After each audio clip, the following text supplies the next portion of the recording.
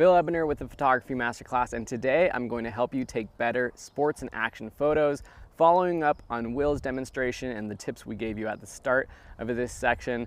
I'm in downtown San Dimas, and each year they have a bike race. It's a circuit race that does about a 1 mile loop through the downtown streets. Each race is about 30 to 45 minutes, so they're going through these loops many times each race. Every couple of minutes they're going by, which is the perfect opportunity to practice your action photography.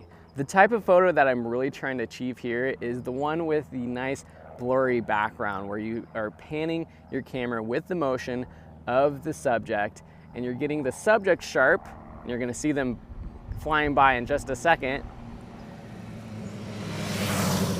You get the subject sharp, these cyclists behind me, but the background is really blurry.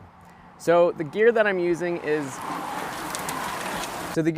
is my Canon 70D with a few lenses. One is the Canon 10 to 18 millimeter, which is a great wide lens, perfect for posting up on a corner and getting the full scene, getting the whole bike and the cyclist from really close up. I'm also going to try to take some telephoto shots and some mid-range shots just to have them, but I think my wide lens is really what I'm going to be using most.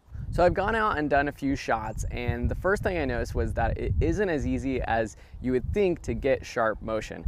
I mean, I am using my burst mode, which helps to take rapid fire shots, but still the focus is a little off, so autofocus isn't working that great. So what I did was change to manual focus, and so I knew that from like 3 to 4 feet in front of me, everything was going to be in focus, and that's it took a couple rounds for the cyclist to go by me to get that right. The other thing is that I've been practicing with different shutter speeds. Some work better than others, some are just a little bit too long. To get sharp motion though, I'm having to use like a 1/500th or higher shutter speed, but to get that nice background motion blur, I want to use something closer to 1/100th or 1/60th. With the cyclists moving as fast as they are, it's really hard to get that sharp sort of focus and get them sharp in the image with that sort of shutter speed. So what I did next was I started using my flash. The cool thing that you can do when using your flash is that even with a longer shutter speed, or long, quote unquote long 1/60th to 1/100th, what happens is during your shutter, while it's open, you're capturing that motion blur, but when the flash goes off, it freezes the motion of your subject in your frame because it gives you more light.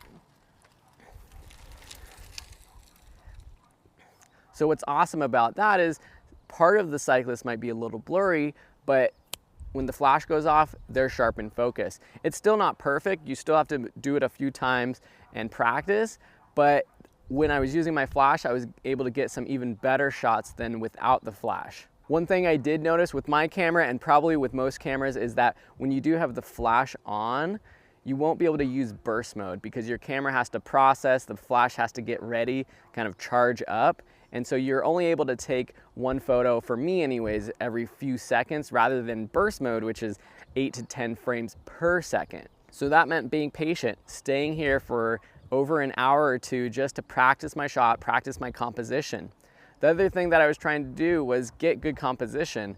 I was staying on the corner trying to get an upward angle, which I thought gave the cyclist a little bit more power, made it a little bit more dynamic. Then coming from a downward angle or shooting downward at them, or even eye level, I found that shooting up gave me the best angle that I liked anyways. So I hope you enjoyed the photos that I took today. Really, I was just using the techniques that we learned in the last demonstration with Will and earlier in the class about shooting action.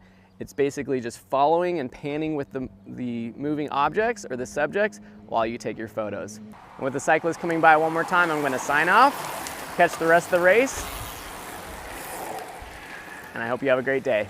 See you in another lesson.